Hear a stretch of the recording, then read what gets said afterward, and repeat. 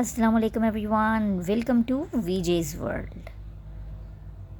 I'm here with another interesting story. Though we have already started this book, The Big Millie Molly Mandy. Before I read this story, please like, subscribe, and share my channel because you will find many interesting and amazing stories over there which can enhance your vocabulary, comprehension, spoken, and pronunciation as well. And this channel is very good for kids. Here are the contents of this book as we have already seen in the last video. We have covered Millie Molly Mandy Goes Errands, and right now I'm going to read you out Millie Molly Mandy Goes Gardening. Here the characters have been illustrated as you can see, like grandpa, grandma, uncle, auntie. That is the second page, and father, mother, Millie Molly Mandy, Billy Blunt, little friend Susan, and the pet Toby. So without further ado, let's get started. This book is beautifully illustrated as you can see, and right now I'm going to start Millie Molly Mandy Goes Gardening. Once upon a time, one Sunday morning, Millie Molly Mandy went down to the village. She had to go Mr. Blunt's corn shop to order a list of things for uncle, and would Mr. Blunt please send them on Monday without fail. Mr. Blunt said, Surely, surely. Tell your uncle he shall have them first thing in the morning. And then Millie Molly Mandy, who loved the smell of the corn shop, peeped into the great bins and dug her hand down into the maize and bran and oats and let them sift through her fingers. And then she said goodbye and came out. As she passed the Blunt's little garden at the side of the shop, she saw Billy Blunt's back bending down just the other side of the paling. It looked very busy. Billy Blunt was a little bigger than Millie Molly Mandy, and she did not know him very well. But they always said hello when they met. So Millie Molly Mandy peeped through the paling and said, Hello, Billy. Billy Blunt looked around for a moment and said hello, and then he turned back to his work. But he didn't say hello, Millie Molly Mandy, and he didn't smile. So Millie Molly Mandy stuck her toes in the fence and hung on and looked over the top. What's the matter? Millie Molly Mandy asked. Billy Blunt looked round again. Nothing's the matter, he said gloomily. Only I've got to weed these old flowers beds right up to the house. I don't mind weeding, said Millie Molly Mandy. Oh, you try it here and see how you like it, said Billy Blunt. The earth's as hard as nails, and the weeds have got roots pretty near a mile long. Millie Molly Mandy wasn't quite sure whether he meant it as an invitation, but anyhow she accepted it as one, and pushed open the little white gate and came into Blunt's garden. It was a nice garden, smelling of flowers. Billy Blunt said, There's a garden fork. So Millie Molly Mandy took it up and started work on the other side of the flower bed which bordered the little brick path up to the house. And they dug away together. Presently, Millie Molly Mandy said, Doesn't the earth smell nice when you turn it up? And Billy Blunt said, Does it? Yes, it does rather, and they went on weeding. Presently, Millie Molly Mandy, pulling tufts of grass out of the pansies, asked, What do you do this for, if you don't like it? And Billy Blunt, tugging a dandelion root, grunted and said, Father says I ought to be making myself useful. That's our sort of fruit, said Millie Molly Mandy. My mother says we would be like apple trees which didn't grow apples if we didn't be useful. Huh, said Billy Blunt. Funny idea. Us growing fruit, never thought of like that, and they went on weeding. Presently, Millie Molly Mandy asked, Why are there all those little holes in the lawn? Dad's been digging out dandelions, said Billy Blunt. He wants to make the garden nice. Then Millie Molly Mandy said, There's lot of grass here, only it ought not to be. We might plant it in the holes. Said Billy Blunt. and then we'll be making the lawn look as tidy as the beds. Let's. So they dug and they turned the earth and they pulled out what didn't belong there. And all the weeds they threw into a heap to be burned. And all the tufts of grass they carefully planted in the lawn. And after a time, the flower beds began to look most beautifully neat. And you could see hardly and bald places on the lawn. Presently, Mr. Blunt came out of the shop onto the pavement.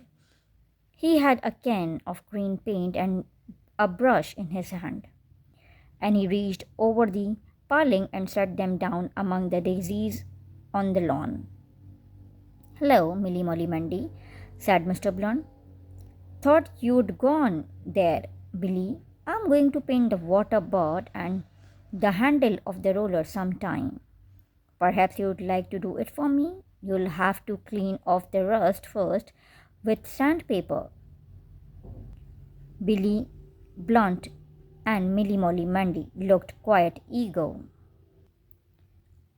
Billy Blunt said, "Rather, Dad," and Milly Molly Mandy looked with great interest at the green can and the garden roller. But she knew she ought to be starting back to dinner at the nice white cottage with thatched roof. Her father and mother and grandpa and uncle and auntie would be wondering what had become of her. So she handed her garden fork back to Billy Blunt and walked slowly to the gate. But Billy Blunt said, "Couldn't you come again after dinner? I'll save you some of the paintings." So Milly Molly Mandy gave a little skip and said, "I would like to, if Mover doesn't want me." So after dinner, when she had helped with the washing up, Milly Molly Mandy ran hoppity skip all the way down to the village again. And there in the Blunt's garden was Billy Blunt, busy rubbing the iron bands on the water butt with a sheet of sandpaper. "Hello, Billy," said Milly Molly Mandy. "Hello, Milly Molly Mandy," said Billy Blunt. He looked very hot and dirty, but he smiled quite broadly, and then he said, "I've saved the garden roller for you to paint. It's all sandpapered, ready." Milly Molly Mandy thought that was nice of Billy Blunt, for sandpapering was the nasty, dirty part of the work. Billy Blunt got the lid of the can and stirred up the beautiful green paint with a stick. Then all by himself he thought of fetching a piece of newspaper to pin over her frock to keep her clean. And then he went back to rubbing the water butt, while Milly Molly Mandy dipped the brush carefully into the lovely full can of green paint and started work on the garden roller. The handle had a pattern in wriggly bits of iron, and it was great fun getting the paint into all the cracks. And you can't imagine how beautiful the new that roller looked when the paint was on it. Billy Blunt had to keep leaving his water butt to see how it was going on, because the wriggly bits looked so nice when they were green, and he hadn't any wriggly bits on his water butt. By the end of the afternoon, you ought to have seen how nice the garden looked. The flower beds were clean and trim, the lawn tidied up, the water butt stood glistening green by the side of the house, and the roller lay glistening green on the grass. And when Mr. Blunt came out and saw it all, he was pleased. He called Mrs. Blunt, and Mrs. Blunt was pleased too. She gave them each a banana, and they ate them sitting on one of the corn bins in the shop. And afterwards, Billy Blunt buried Milly Molly Mandy in the corn right up to the neck, and when he helped her out again, she was all bits of corn down her neck, and in her socks, and on her hair. But Milly Molly Mandy didn't mind a scrap. She liked it. So here this story ends, and we are starting the next story of Milly Molly Mandy Keeps Shop. Once upon a time, Milly Molly Mandy was walking home from school with some little friends. Billy Blunt, Miss Muggins' niece Jilly, and of course little friend Susan, and they were all talking about what they would like to do when they were big. Billy Blunt said that he would have a motor bus and drive people to the station and pull their boxes about. Miss Muggins Jilly said she would curl her hair and be a lady who acts for pictures. Little friend Susan wanted to be a nurse with long white streamers and push a pram with two babies in it. Milly Molly wanted a shop like Miss Muggin's, where she could sell sweets and cut pretty colored stuff for people's dress with a big pair of scissors.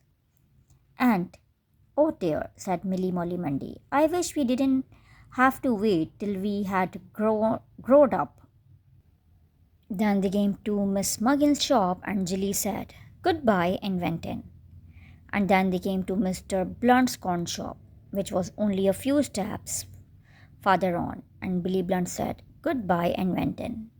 And then Milly Molly Mandy and little friend Susan with their arms round each other walked up the white road with the fields each side till they came to the Mock's cottage, and little friend Susan said goodbye and went in. And Milly Molly Mandy went hoppity skipping on alone till she came to the nice white cottage with the thatched roof where mother was at the gate to meet her. Next day was Saturday, and Milly Molly Mandy went down to the village on an errand for mother. And when she had done it, she saw Miss Muggin standing at her shop door, looking rather worried.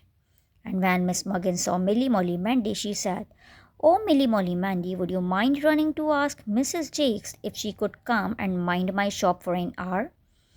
Tell her I've got to go to see someone on very important business and I don't know what to do. And Jilly's gone picnicking. So Milly Molly Mandy ran to ask Mrs. Jakes. But Mrs. Jakes said, tell Miss Muggins I'm very sorry, but I have just got the cakes in the oven and I can't leave them. So Milly Molly Mandy ran back and told Miss Muggins, and Miss Muggins said, I wonder if Mrs. Blunt would come. So Milly Molly Mandy ran to ask Mrs. Blunt, but Mrs. Blunt said, I am sorry, I'm simply up to my eyes in house cleaning and I can't leave just now. So Milly Molly Mandy ran back and told Miss Muggins, and Miss Muggins said she didn't know of anyone else she could ask. Then Milly Molly Mandy said, oh, Miss Muggins, couldn't I look after the shop for you? I'll tell people you'll be back in an hour, and if they only want a sugar stick or something, I could give them. I know how much it is. Miss Muggins looked at Milly Molly Mandy and then she said, well, you aren't very big, but I know you're careful, Milly Molly Mandy. So she gave her lots of instructions about asking people if they would come back in an hour and not selling things unless she was quite sure of the price and so on. And then Miss Muggins put her hat and feather bow and hurried off. And Milly Molly Mandy was left alone in charge of the shop. Milly Molly Mandy felt very solemn and careful indeed. She dusted the counter with a duster she saw hanging on a nail. And then she peeped into the window at all the handkerchiefs and saw the bottles of sweets. And she could see Mrs. Hubble arranging the loaves and cakes in her shop window opposite, and Mr. Ismail, who had the grocer's shop with a little counter at the back where you posted parcels and bought stamps and letter paper, standing at his door enjoying the sunshine, and Milly Molly Mandy felt so pleased that she had a shop as well as they. And then suddenly the door handle rattled, and the little bell over the door jangled up and down, and who should come in but little friend Susan. And how little friend Susan did stare when she saw Milly Molly Mandy behind the counter. Miss Muggins has gone out on portent's business, but she'll be back in an hour. What do you want? Said Milly Molly Mandy. A packet of safety pins for mother. What are you doing here? Said little friend Susan. I'm looking after the shop, said Milly Molly Mandy, and I know where the safety pins are, because I had to buy some yesterday. So Milly Molly Mandy wrapped up the safety pins in a piece of thin brown paper and twisted the end just as Miss Muggins did. And she handed the packet to the little friend Susan. And little friend Susan handed her a penny. And then little friend Susan wanted to stay and play shops with Milly Molly Mandy. But Milly Molly Mandy shook her head solemnly and said, no, this isn't play, it's business. I've got to be very, very careful. You'd better go, Susan. And just then the bell jangled again, and a lady came in, So little friend Susan went out. She peered through the window for a time to see how Milly Molly Mandy got on. But Milly Molly Mandy wouldn't look at her. The lady was Miss Bloss, who lived opposite over the baker's shop with Mrs. Bloss. She wanted a quarter of a yard of pink flannelette because she was making a wrapper for her mother and she hadn't bought quite enough for the collar. She said she didn't like to waste a whole hour till Miss Muggins returned. Miss Milly Molly Mandy stood on one leg and wondered what to do, and Miss Bloss tapped with one finger and wondered what to do. And then Miss Bloss said, "That's the rule. My flannelette came off. I'm quite sure Miss Muggins wouldn't mind my taking some." So between them, they measured off the pink flannelette, and Milly Molly Mandy fetched Miss Muggins' big scissor, and Miss Bloss made a crease exactly where the quarter yard came, and Milly Molly Mandy breathed very hard and cut slowly and carefully right along the crease to the end. And then she wrapped the piece and gave it to Miss Bloss, and Miss Bloss handed her half a crown, saying, "Ask Miss Muggins to send me the change when she gets back." And then Miss Bloss went out. And then for a time nobody came in, and Milly Molly Mandy amused herself by trying to find the rolls of stuff that different people's dresses had come off. There was her own pink and white striped cotton, looking so lovely and new, and Mother's blue checked apron stuff, and Mrs. Jake's Sandy gown. Then rattle went the handle and jangle went the bell. Who should come in but Billy Blunt? Miss Muggins," said Milly Molly Mandy, what do you want to buy?" "Where's Miss Muggins?" said Billy Blunt. So Milly Molly Mandy had to explain again, and then Billy Blunt said he wanted a pennyworth of aniseed balls. So Milly Molly Mandy stood on a box and reached down the glass jar from the shelf. They were 12 a penny, she knew, for she had often bought them. So she counted them out, and then Billy Blunt counted them. And Billy Blunt said, "You've got one too many here." So Milly Molly Mandy counted again. She found one too many too. So they dropped one back in the jar, and Milly Molly Mandy put the others into a little bag and swung it over by the corner, just as Miss Muggins did, and gave it to Billy Blunt. And Billy Blunt gave her his penny. And then Billy Blunt grinned and said, "Good morning, ma'am." And Milly Molly Mandy said, "Good morning, sir." And Billy Blunt went out. After that, an hour began to seem rather a long time with the sun shining so outside. But at last the little bell gave a lively jingle again, and Miss Muggins had returned. And though Milly Molly Mandy had enjoyed herself very much, she thought perhaps after all she would rather wait until she was grown up before she keeps a shop for herself. Here this story ends. I'll bring more stories for you. Till then, take care.